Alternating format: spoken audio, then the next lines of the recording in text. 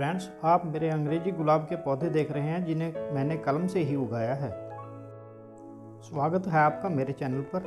Video को like व share अवश्य करें, कमेंट भी करें व चैनल को सब्सक्राइब अवश्य करें। साथ में बेल आइकन को भी अवश्य दबाएं।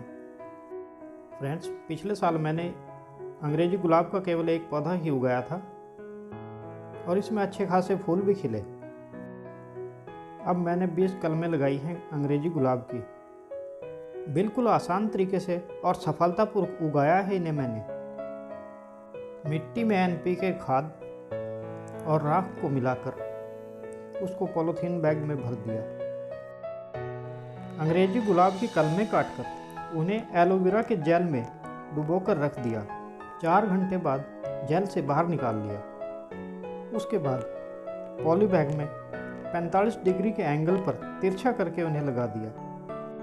ऊपर के हिस्से पर चिकनी मिट्टी से हल्का हल्का लेप लगा दिया ताकि अंदर की हवा बाहर न जा सके। उसके बाद इसको पानी देकर और ढक दिया। आज 20 दिन का परिणाम आपके सामने है।